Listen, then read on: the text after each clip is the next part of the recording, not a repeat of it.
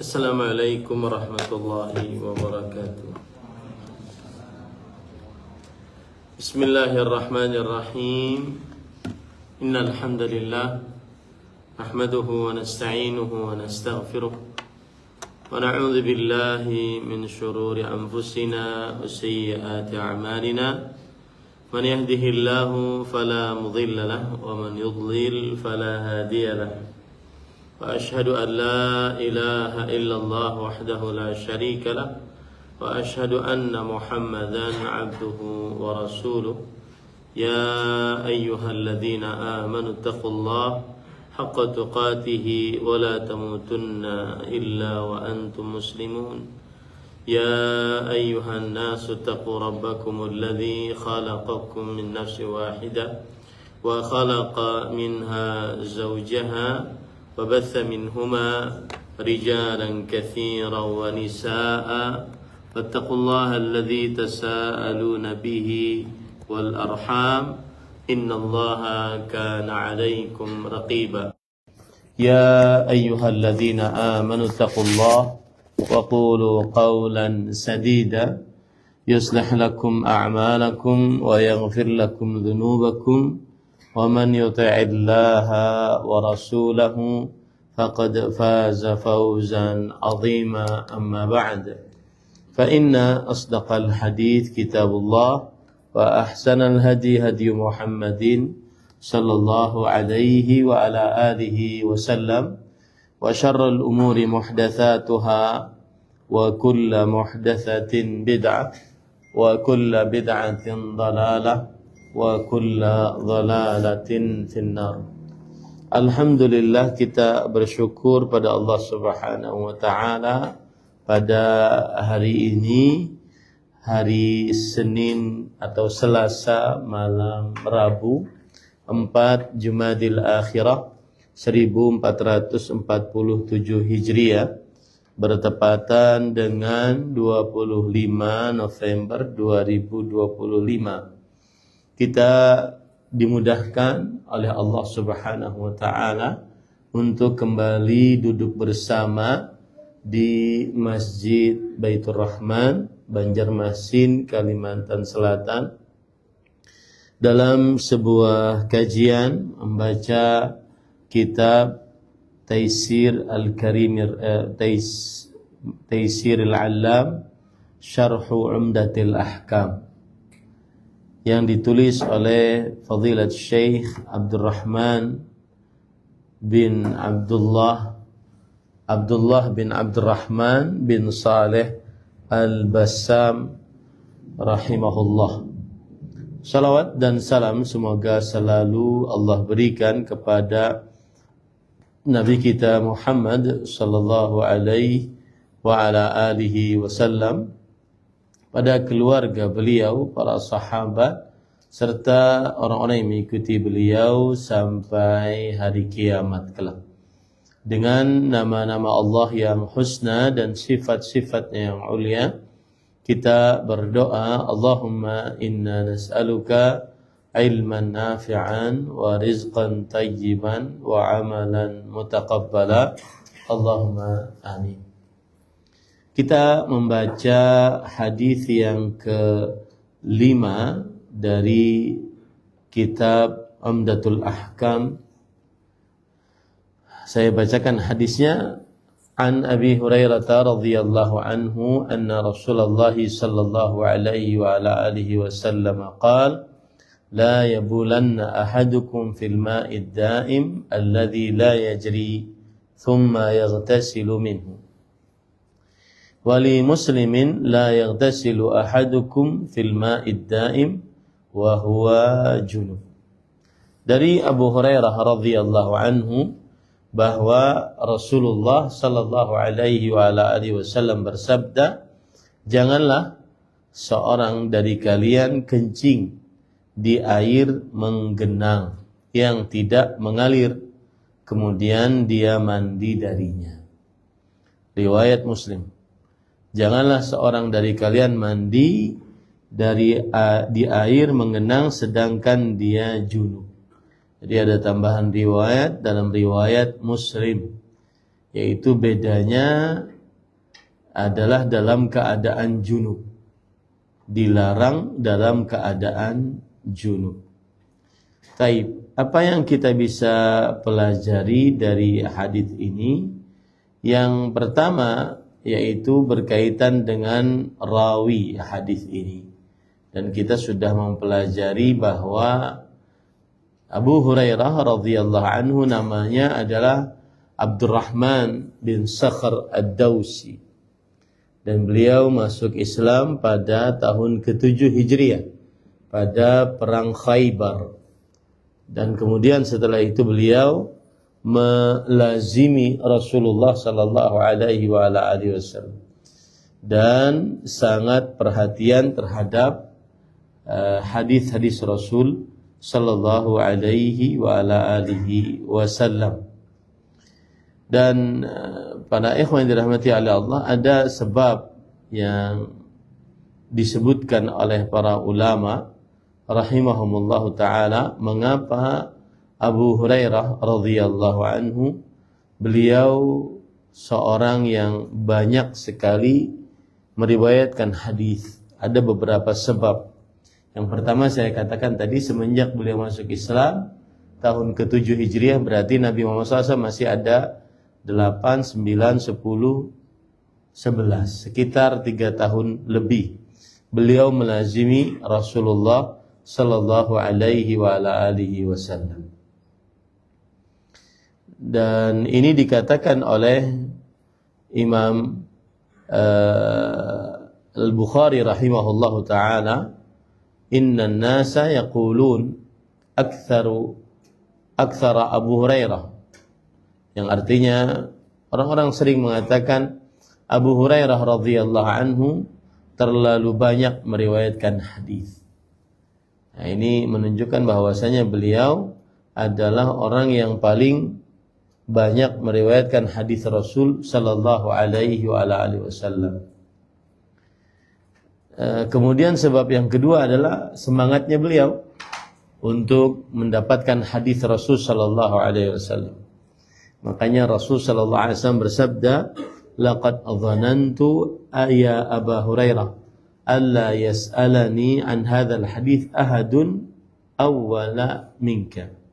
Sungguh aku telah mengira, wahai Abu Hurairah, tidak ada yang bertanya kepadaku tentang hadis ini seorang pun kecuali yang lebih pertama dari engkau. Lima ra'aitu min hirsika 'alal hadits, karena engkau sangat gigih mendapatkan hadis Rasul sallallahu alaihi wasallam. Kemudian sebab yang lain juga adalah panjangnya umur Abu Hurairah dan terlambatnya beliau wafat. Yaitu beliau wafat pada tahun 57 Hijriah. Di beliau sangat panjang umurnya, yaitu sekitar kira-kira 50-an tahun semenjak Rasulullah sallallahu alaihi wasallam wafat, maka beliau baru wafat. Ini menunjukkan bahwa beliau banyak meriwayatkan hadis. Makanya hadis beliau sangat banyak.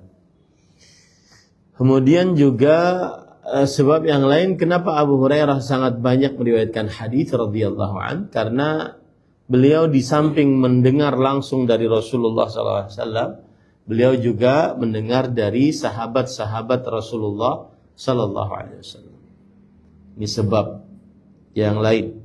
Sebab yang lain juga yang menunjukkan bahwa Abu Hurairah radhiyallahu anhu adalah orang yang paling banyak meriwayatkan hadis karena banyak sekali murid-muridnya. Ya, banyak sekali murid-muridnya yang mendengar dari Abu Hurairah radhiyallahu anhu. Sekitar ada 800 orang dari murid-murid Abu Hurairah radhiyallahu anhu. Jadi sangat banyak muridnya. Taib, kita baca apa yang disebutkan oleh penulis bahwa tadi disebutkan dalam hadis, yaitu dari Abu Hurairah radhiyallahu anhu bahwa Rasulullah sallallahu alaihi wasallam bersabda, janganlah seseorang dari kalian kencing Di sini mungkin ada tambahan terjemahan lebih bagus, yaitu janganlah sekali-kali. Ada tambahan janganlah sekali-kali, karena ada nun tasydid di situ, la yabulanna, janganlah sekali-kali. Di situ ada namanya nunut taukid ats-tsaqilah, nun penekanan yang sangat besar. Janganlah sekali-kali kencing. Dan ini menunjukkan pelarangan. La menunjukkan kepada pelarangan, janganlah. Ya. Kemudian disebutkan di situ, janganlah sekali-kali seorang dari kalian kencing di air yang menggenang.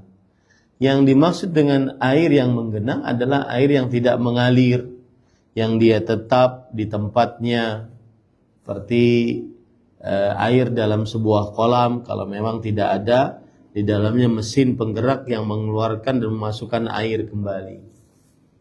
Ini dilarang untuk berkencing di air yang tidak menggenang atau tidak mengalir.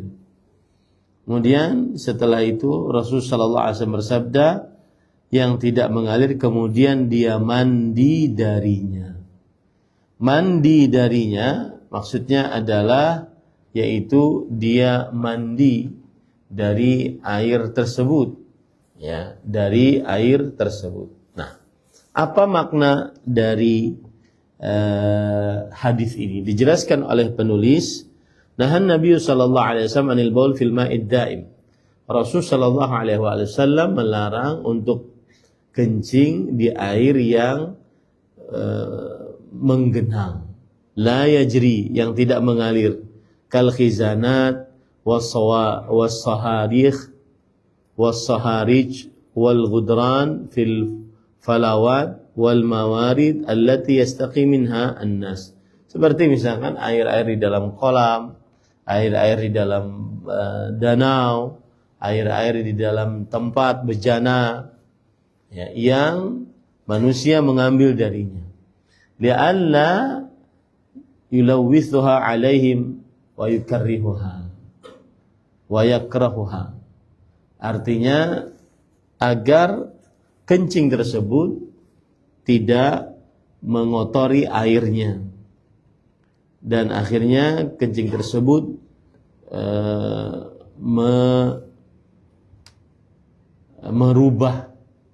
merubah air tersebut. Lianna hadhihi al-fadalat al-qadhirah sababun fi intishar al-amrad al-fattaka. Karena kencing yang kotor itu sebab tersebarnya penyakit-penyakit yang mematikan. Nah, kama naha 'anil ightisal bi ghamsil jism aw ba'dhihi fil ma' alladhi la yajri. Begitu juga beliau melarang di dalam riwayat yang kedua, yaitu melarang untuk mandi, baik itu menceburkan dirinya di dalamnya atau sebagiannya di dalam air yang tidak mengalir, sampai agar tidak tercemar airnya, tidak terkotori airnya. Bal yutanawalu minhu tanawulan. Tetapi kalau ingin mandi juga dari air kolam tersebut, diambil airnya, ya, lalu dia mandi. Fa idza kana al-mughtasilu junuban fan-nahyu asyad. Apalagi kalau seandainya yang mandi di tempat yang air tidak menggenang tadi orangnya junub, maka ini lebih terlarang lagi. Nah, ini adalah makna dari hadis tadi. Nah, berarti apabila idza kana al-ma'u jariyan fala ba'sa min al-ightisali fi wa tabawul. Kalau seandainya airnya mengalir, maka tidak mengapa untuk mandi dan juga kencing di situ. Ma'annal ahsan tajannihi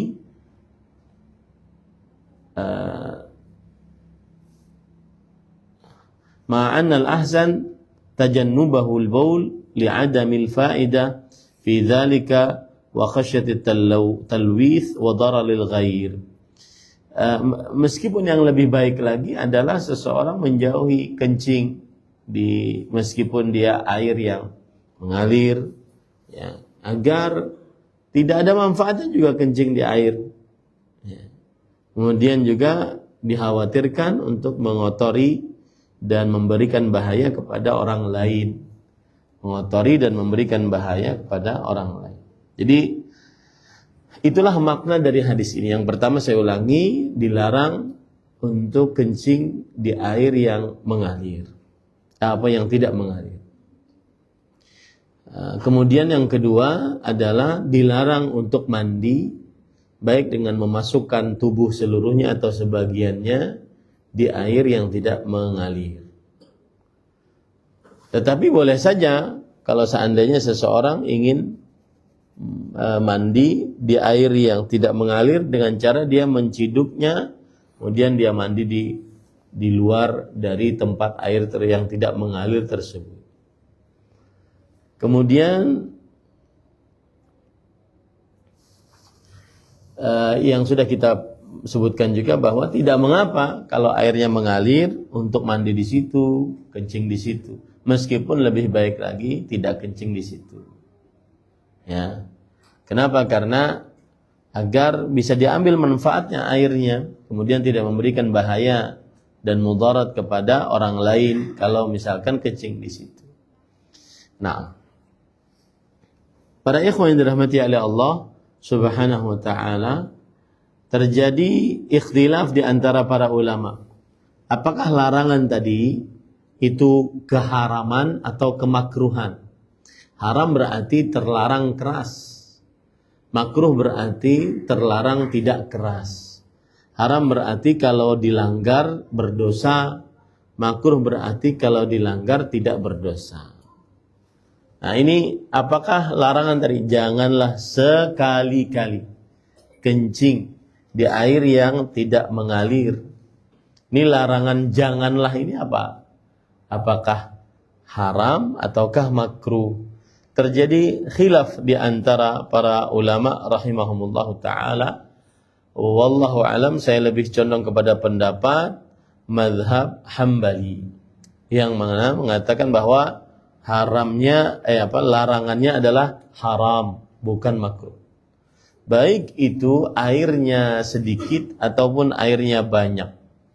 Baik itu airnya sedikit ataupun airnya banyak. Nah,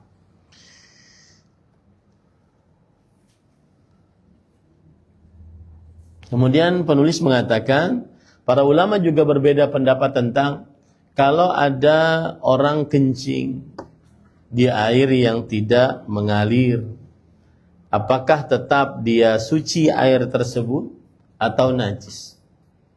Ya, ada kolam besar gitu. Kemudian orang kencing di situ. Nah, apakah air-air yang ada di situ itu najis ataukah tetap suci? Maka para ikhwan yang dirahmati oleh Allah Subhanahu wa taala, kalau yang dimasuki itu adalah air kencing, artinya orang kencing di situ, maka penulis mengatakan fa innal ijma'a mun'aqidun ala najasati qalilan kana wa katsiran.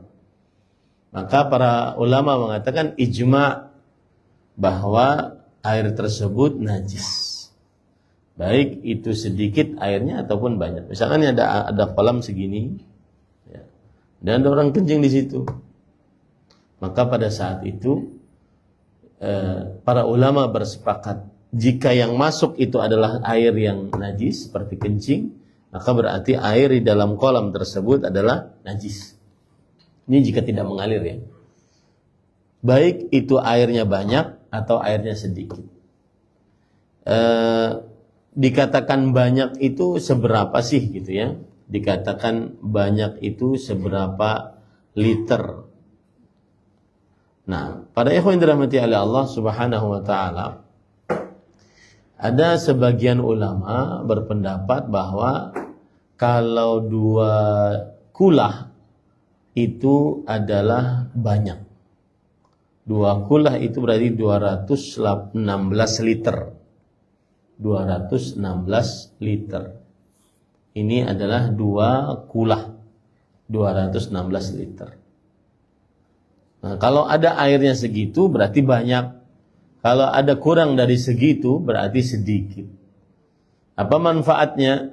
Sebagian ulama ada yang mengatakan kalau ada kemasukan najis, kemudian airnya kurang dari 2 kula, berubah rasa, bau atau warnanya, maka berarti dia baik berubah bau, rasa atau warna atau tidak berubah, maka dia najis. Saya beri contoh, ini ada kolam, isi kolam itu bisa menampung cuma 100 liter. Ada orang kencing di situ, maka tidak berubah rasa, bau dan warna. Menurut pendapat yang 2 kulah ini, ya berarti dia adalah najis. Ya, menurut pendapat yang mengatakan bahwa air yang banyak adalah 2 kula. Sedangkan menurut pendapat yang mengatakan bahwa air banyak itu tidak mesti harus 2 kula, maka selama tidak berubah warna, bau, rasa, maka pada saat itu tidak terkena najis, tidak dianggap sebagai najis. Yang jelas para ikhwan yang dirahmati Allah, terjadi khilaf di antara para ulama, apakah kalau air itu dimasuki sesuatu yang najis kemudian dia berubah ya, maka pada saat itu penulis mengatakan ijma' para ulama bahwa air itu najis, baik berubah atau tidak berubah. Ya, kita runut saja biar mudah ya memahaminya. Pertama 2 kulah. 2 kulah itu berapa? 216 liter. 216 liter. Baik.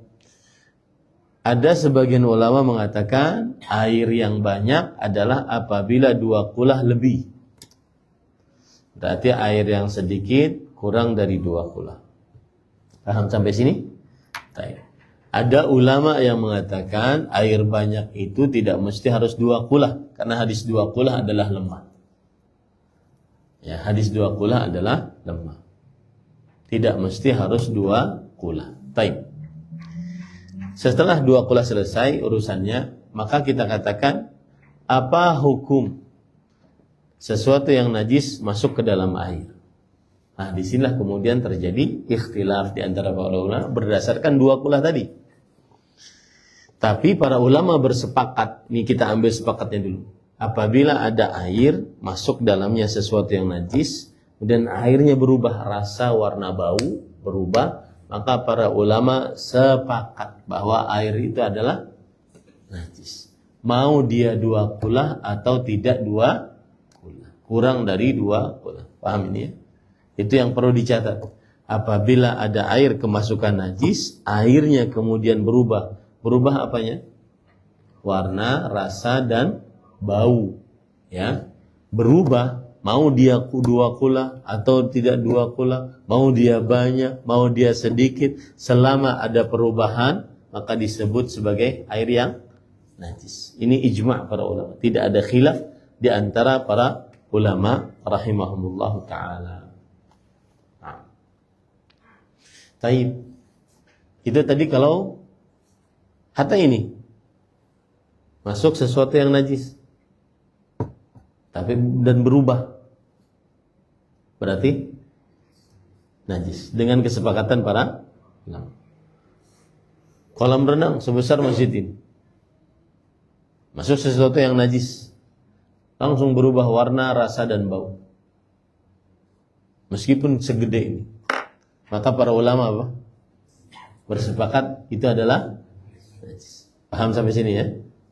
Nah, yang jadi masalah adalah apabila masuk ke dalam sesuatu yang najis ke dalam air, kemudian tidak berubah, warnanya tidak berubah, rasanya tidak berubah, baunya tidak berubah.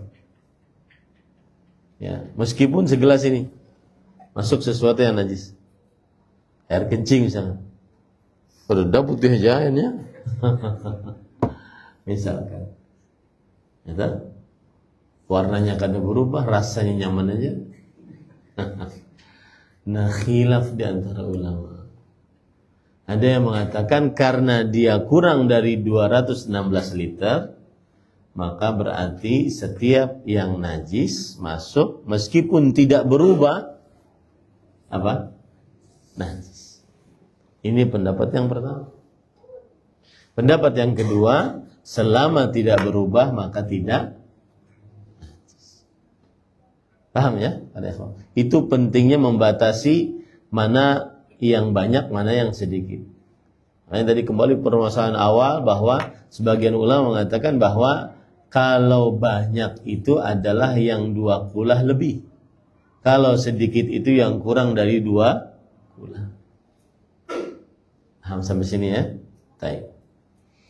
Nah, sampai mana tadi? Apabila masuk sesuatu yang najis ke dalam air, maka apabila dia tidak berubah warna, rasa dan bau, maka terjadi khilaf di antara para ulama. Apakah itu najis atau masih suci? Ada sebagian mengatakan kalau kurang dari 2 kulah maka tetap najis.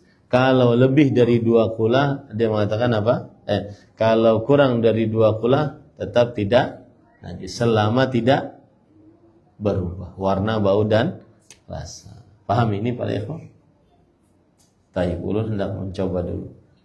Ada anak kecil kencing di ember. Kira-kira najis nggak? Najis. Kenapa? Kencing di ember. Keterangan selanjutnya tidak berubah warna dan rasa dan baunya. Tetap najis. Kenapa? Karena kurang dari 2 kulah. Menurut satu pendapat. Pendapat yang lain apa? Tetap suci. Kenapa? Karena tidak berubah rasa, bau dan warnanya. Paham ini 2 pendapat ini? Paham ya? Baik. Nah, itu bagi siapa yang membatasi banyak dan sedikitnya air. Itu bagi siapa yang membatasi banyak dan sedikitnya apa? Air. Adapun bagi yang tidak membatasi, pokoknya yang menjadi ukuran apa? Berubah atau tidak. Yang menjadi ukuran berubah atau tidak. Mau 2 kula, mau kurang, yang penting berubah atau tidak. Kalau selama tidak berubah, maka mereka mengatakan apa? Tetap suci. Paham ya ini ya? Ya, nah. Kalau enggak paham nanti nanya lagi. Taib. Kemudian penulis berkata, kalau saya katakan penulis, saya Fadilat Syekh Abdullah bin Abdurrahman bin Saleh Al-Bassam, yaitu yang menulis kitab Taisir Al-Alam Syarhu Umdatil Ahkam. Wa in kana ghaira mutaghayyirin bin najasah wa huwa katsir fal ijma' aidan ala tahuriyatih. Nah ini juga ijma'. Airnya banyak. Kemudian kemasukan najis dan tidak berubah rasa, bau dan warna. Ini juga ijma' bahwa para ulama berijma' dia tetap suci. Airnya banyak, kemasukan najis. Kemudian tidak berubah rasa, warna dan bau. Maka para ulama bersepakat bahwa air itu tetap suci. Jadi ada 2 kesepakatan itu. Kesepakatan yang pertama tadi apa? Kalau air masuk, kemudian merubah bau, rasa dan warna, maka sepakatan para ulama apa? Najis. Air kemasukan najis, lalu air tersebut berubah rasa, bau dan warna, maka kesepakatan ulama adalah najis, meskipun banyak atau sedikit. Kesepakatan yang kedua barusan kita sebutkan, bahwa jika airnya banyak kemasukan sesuatu yang najis dan tidak berubah warna, rasa dan bau, maka para ulama bersepakat tetap suci. Paham ya ini ya? Dicatat ya. Wa in kana qalilan ghaira mutaghayyir bin najasah. Nah, ini yang kita permasalahkan tadi. Kata penulis, jika airnya sedikit lalu kemasukan najis dan tidak berubah, itu yang terjadi apa? Khilaf. Airnya sedikit, kemasukan najis dan tidak berubah. Kalau berubah apa tadi? Ijma' najis. Kalau tidak berubah, airnya banyak, ijma' suci. Yang terjadi adalah kemasukan najis, airnya sedikit, kemudian tidak berubah. Khilaf di antara para ulama. Baik. Maka para ulama di antaranya ada yang mengatakan tidak najis. Seperti Abu Hurairah, Abdullah bin Abbas, Al-Hasan Al-Basri, Sa'id bin Al-Musayyab, Imam Al-Thawri, dan seterusnya. Sedangkan para ulama kebanyakan mengatakan najis. Para ulama mengatakan kebanyakan najis, seperti mazhab Hanafi, Syafi'i, dan Hambali. Apabila ada air sedikit, kemasukan najis, kemudian meskipun dia tidak berubah, maka jumhur ulama mengatakan apa? Najis. Jumhur ulama mengatakan najis. Baik. Ada yang bisa meringkas? Ijma' dulu, sebutkan dua. Yang pertama.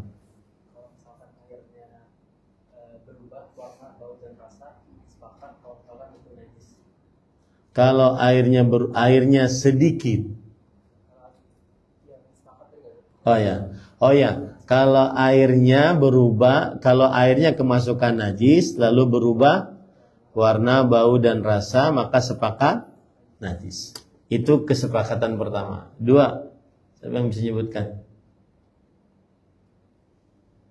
Ayo.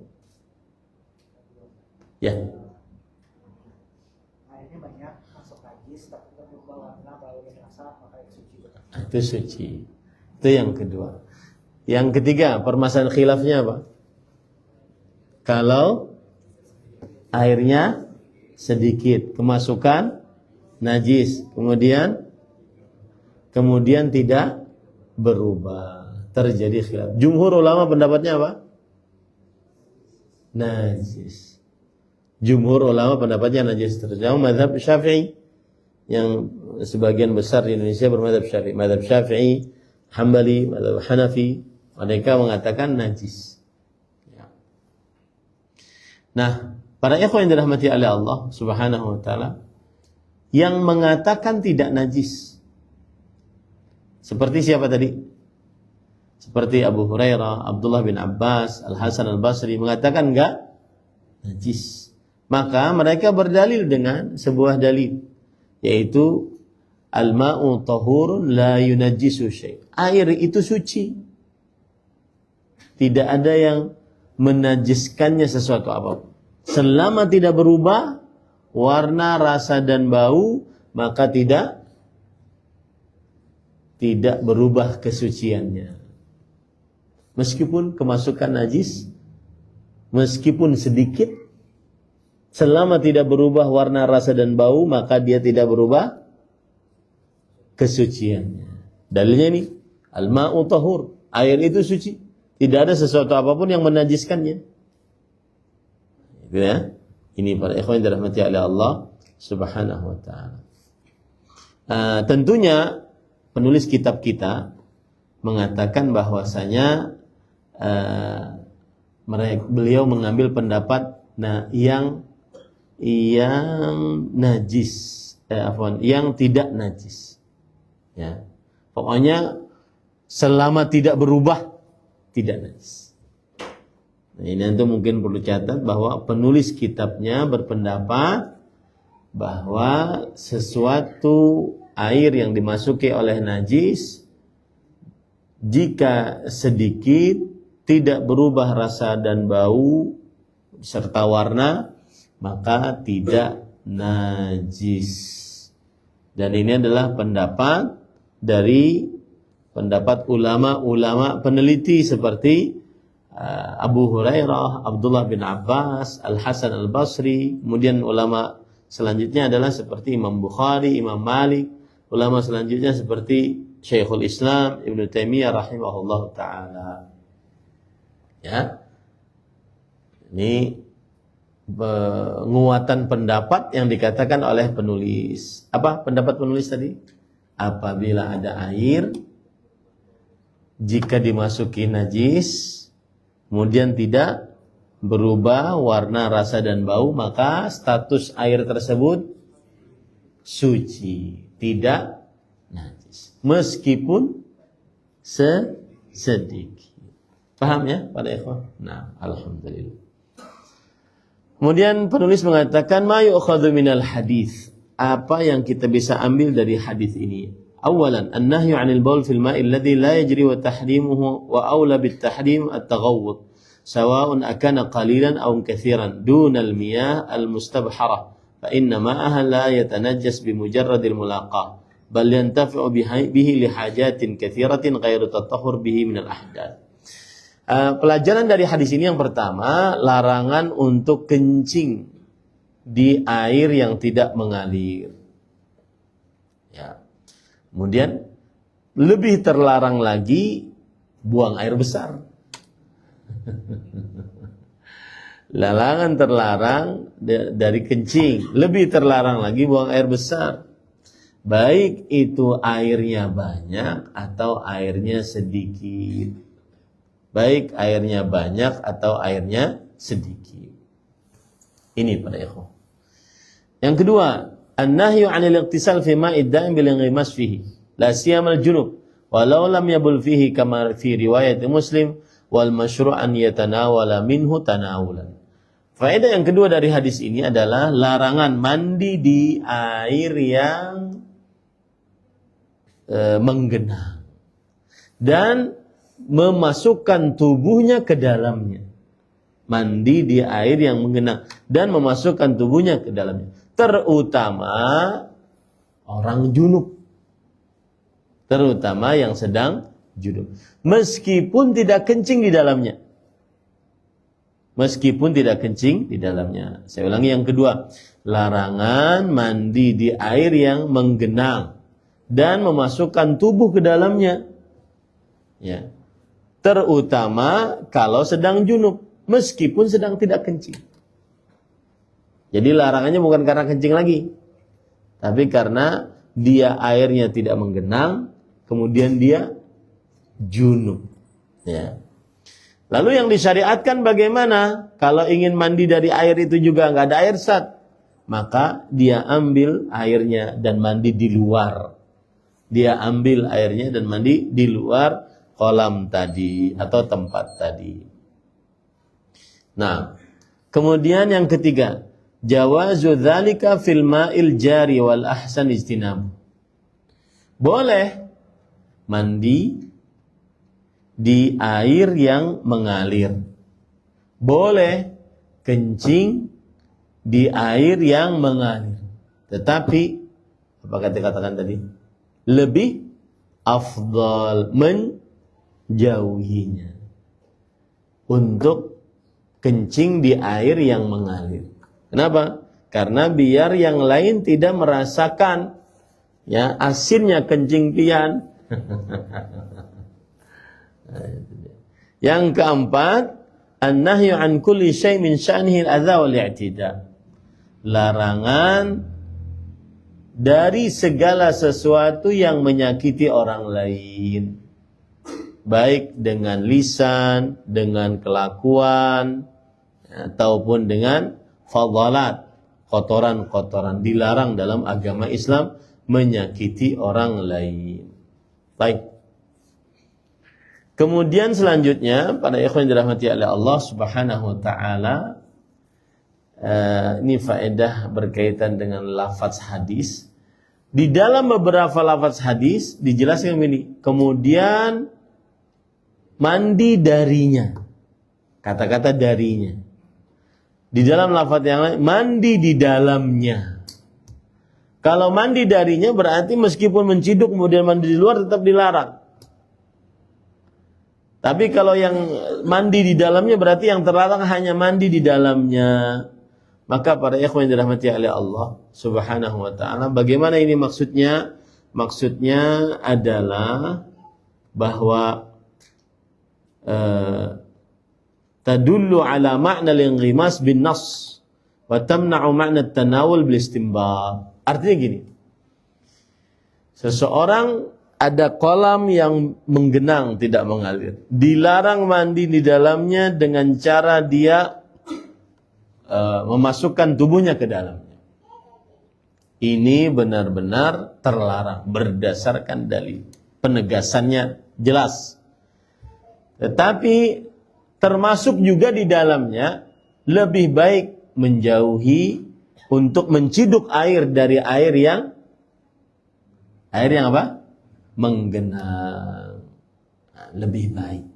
Ya, lebih baik. Nah, begitu maknanya. Taib, silahkan azan dulu. Setelah azan kita buka tanya jawab.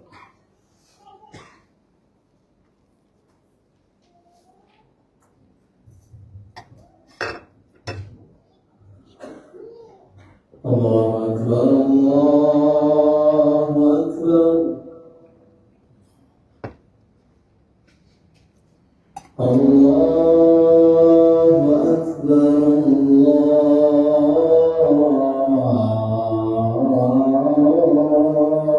Akbar.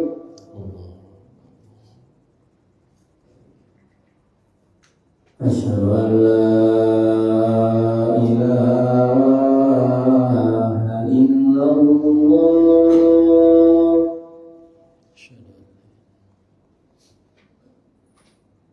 أشهد أن لا إله إلا الله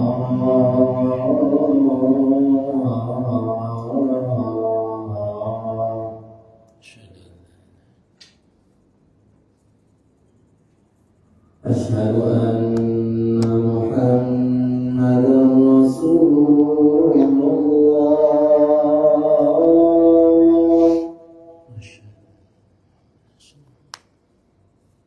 أشهد أن محمدا رسول الله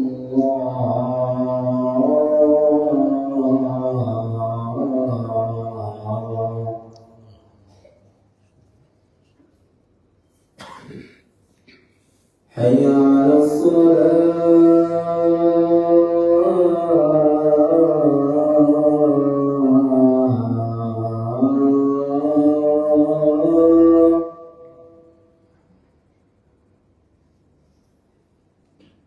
حي على الصلاة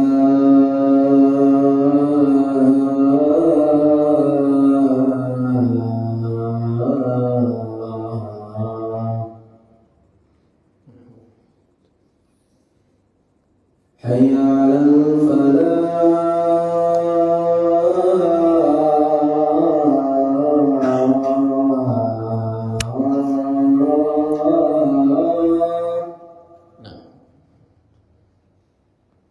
حي على الفلاح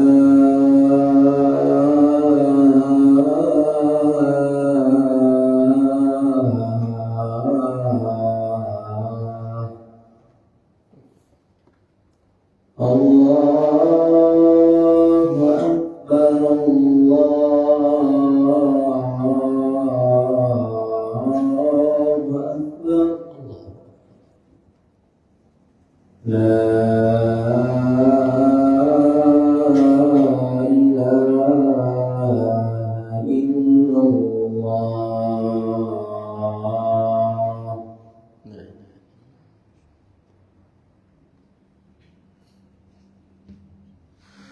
Baik, ada satu masalah yang belum kita sebutkan.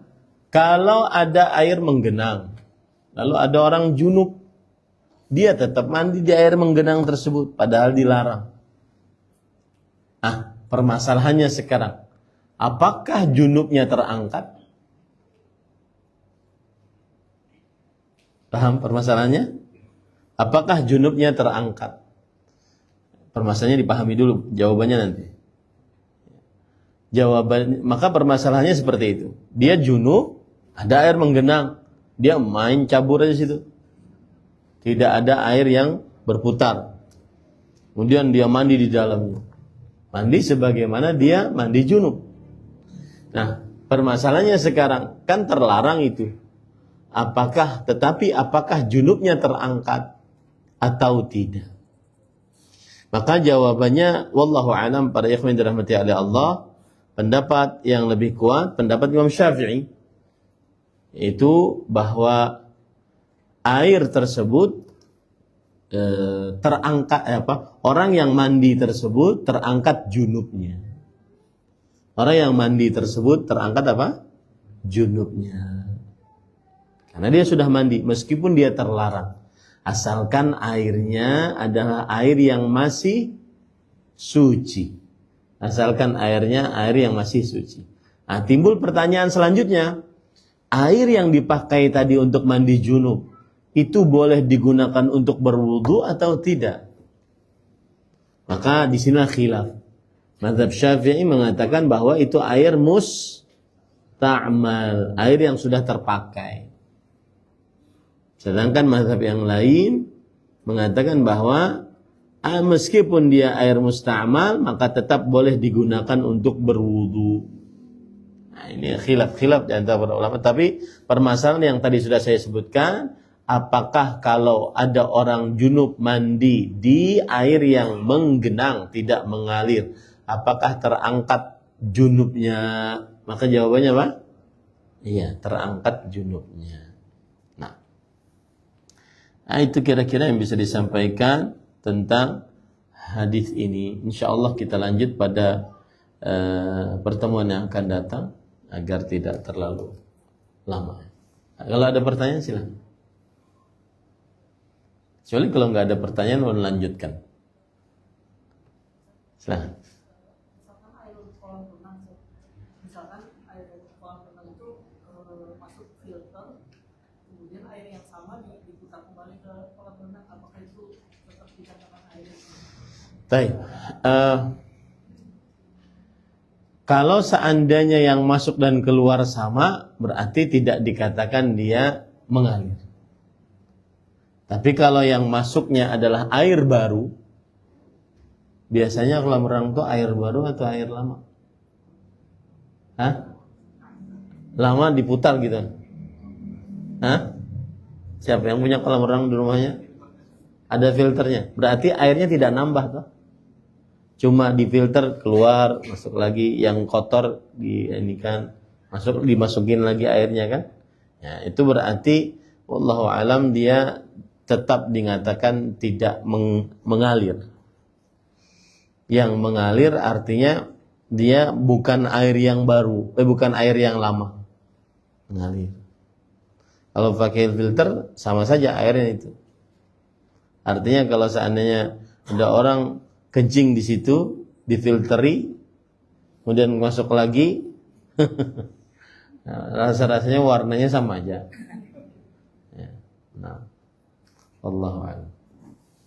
Kecuali kalau seandainya ada air yang, misalkan ada kolam renang, kemudian ada air masuk, kemudian yang lain keluar, ada batasannya. Kapan air itu agak habis, masuk yang baru, kemudian keluar. Ada habis, masuk yang baru, keluar. Nah, itu berarti mengalir.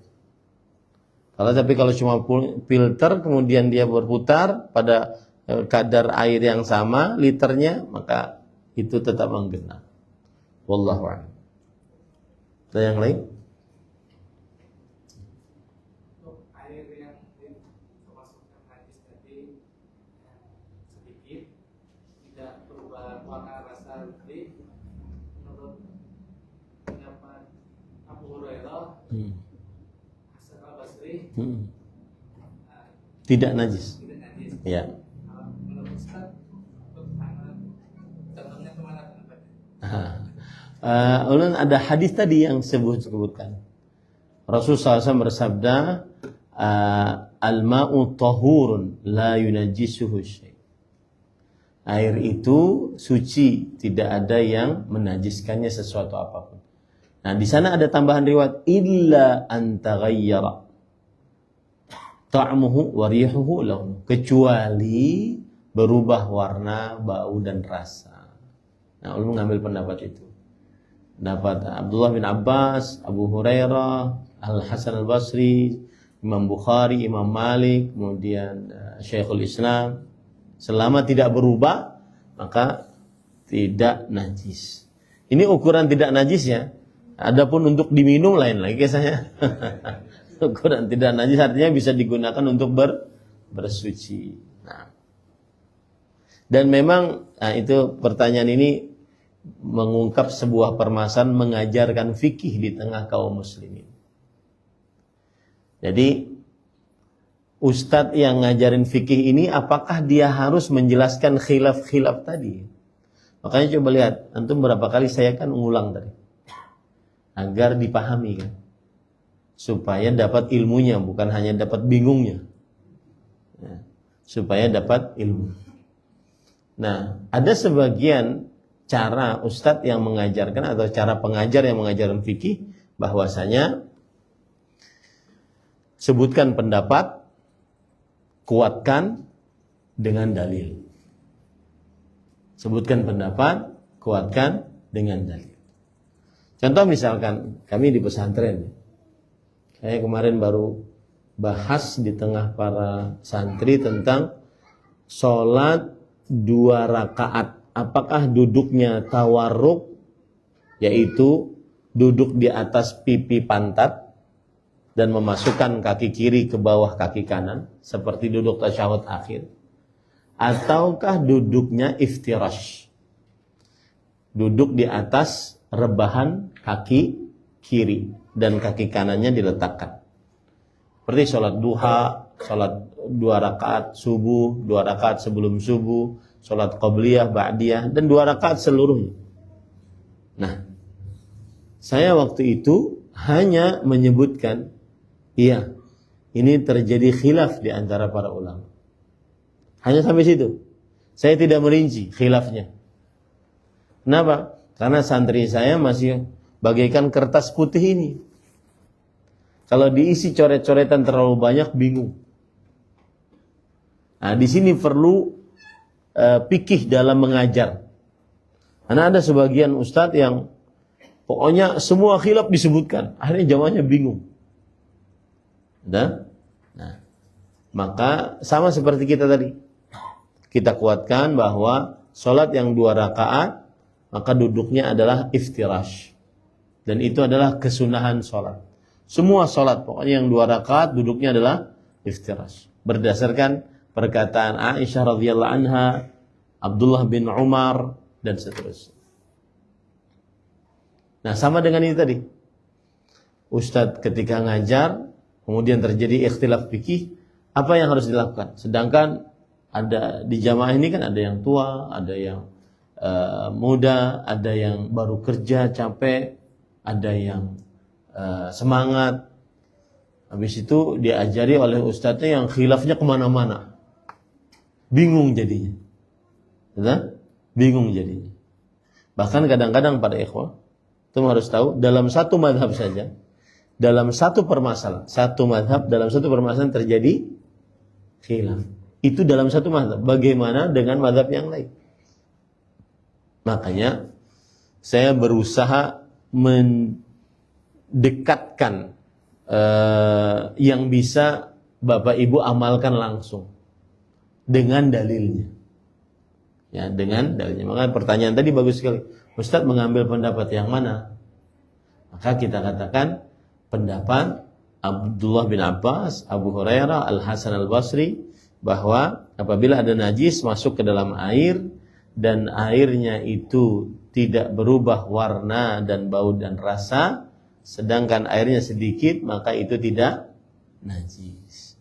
Dalilnya adalah al-ma'u tahur la yunajjisuhu syai'. Air itu suci, Tidak ada yang menajiskannya sesuatu apapun, kecuali ketika dia berubah rasa, bau, dan warna. Jadi pertanyaannya bagus itu. Ya. Dan ini tata cara ngajar fikih memang berbeda dengan akidah. Akidah nggak terlalu banyak khilaf. Yang penting diyakini. Kalau fikih banyak khilaf. Nah, ada lagi? Nah. Tadi kan yang mandi dia berenang tadi. Bagaimana kalau kita niat olahraga setelah kita selesai berenang kan kita mandi lagi untuk bersuci tetap sama hukum. Kita mandinya di mana? Kalau renang tadi kan saat. Iya. Kan renang saat ke filter ya saat. Iya. Kita niatnya memang nggak mandi tapi untuk olahraga itu saat. Oh, tidak mengapa. Tidak mengapa. Ya, tidak mengapa. Orang mandi di air yang menggenang dan hanya filter saja, misalkan kolam renang, maka tidak mengapa sebenarnya. Ya. Nah, ada lagi? Silakan. Kalau ada suatu tempat di masjid gitu ya, ada tempat wudhu yang sebelum keluar itu ada air yang mengalir. Kita tidak tahu setelah wudhu air kita injak air itu ya, air itu entah najis tidak, itu bagaimana? Ya, ini sebenarnya permasalahan lari kepada dua kulah tadi, Pak. Bapak bisa lihat bahwa air itu kebanyakan dua kulah. Rasanya nggak sampai 2 kulah. Kalau dia dari tipisnya air dan Ada sebagian yang sampai 2 kulah, ada yang enggak. Tetapi gini, sebenarnya di dalam beberapa mazhab di antara Syafi'i mereka sangat ketat dalam urusan bersuci. Jadi ketika seseorang keluar dari kamar mandi, kemudian itu kan dikhawatirkan ada terciprat-ciprat. Maka kemudian dia masuk ke kolam tersebut untuk biar dia masuk ke dalam area masjid dalam keadaan sudah tersucikan. Itu fungsinya sebenarnya. Jadi agar terbasuhkan apa yang keluar dari situ. Tapi peraturan itu agak aneh ya Pak. Kenapa? Karena semestinya kita masuk ke kamar mandi dalam keadaan memakai alas kaki sebenarnya. Memakai alas kaki. Ya. Agar ya terjaga kaki kita dari kotoran-kotoran. Kemudian ketika kita masuk ke tempat perwuduan, baru setelah itu kita lepas alas kaki sebenarnya. Di tempat perwuduan saja yang semestinya dilepas alas kakinya agar tidak mengotori tempat perwuduan. Gitu. Tapi kalau untuk masuk kamar mandi ataupun masuk kamar WC selain di rumah ya, kita berbicara. Kadang-kadang di rumah pun kita pakai sendal kan, sendal jepit yang khusus untuk kamar mandi. Kan? Nah, sebenarnya yang di luaran juga begitu semestinya. Semestinya begitu. Yang agak susah Pak di negara non-muslim. Saya pernah ke Korea, saya pernah ke Tokyo. Itu susah sekali. Nggak ada air. Nggak ada air. Lalu gimana? Pakai tisu. Tisu Pak. Untuk buang air kecil, buang air besarnya. Tisu. Nah, otomatis kita yang muslim kadang bawa sebotol air. Kemudian kita basuh dengan, setelah kita tisuin, kemudian kita basuh agar tidak terlalu banyak airnya. Makanya saya katakan Indonesia ini surga dunia. Kalau bukan karena banyak korupsi, Indonesia ini kaya sekali, subhanallah. Ya, saya sudah kemana-mana, Indonesia paling kaya, subhanallah. Jadi jangan kemana-mana. Nah, taib. Ada lagi?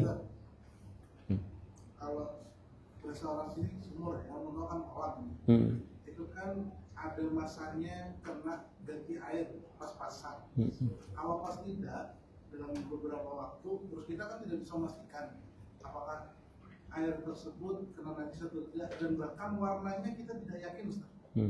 Itu bagaimana? Jadi kan dia menyatakan terkait dengan mandi, diharapkan tidak langsung mandi di situ. Terus yang ada menyatakan bisa ditampung dulu yang untuk mandi, karena jelas itu dinyatakan air banyak ya. Iya. Cuman itu tadi karena air di sini warnanya sangat meragukan. Iya. Sumurnya juga agak gelap ya. Ya itu tadi lari kepada hadis tadi, maka hadis itu kunci sebenarnya yang saya sebutkan tadi, riwayat Imam Ahmad. Dan hadisnya hasan. Al-ma'u tahurun. Air itu suci. Jadi misalkan nih, kita melihat ada air di lantai. Nah, ada anak-anak di situ main, air di lantai. Ini nggak ketahuan ini air kencing atau air hujan. Maka asal hukumnya apa? Suci. Al-ma'u tahurun la yunajjis syai'. Tidak ada yang menajiskannya sesuatu apa. Nah, itu disebut dalam bahasa ilmu usul fikih al-asl. Asal hukum sesuatu. Asal hukum air adalah suci selama tidak berubah warna, rasa dan baunya. Ada lagi?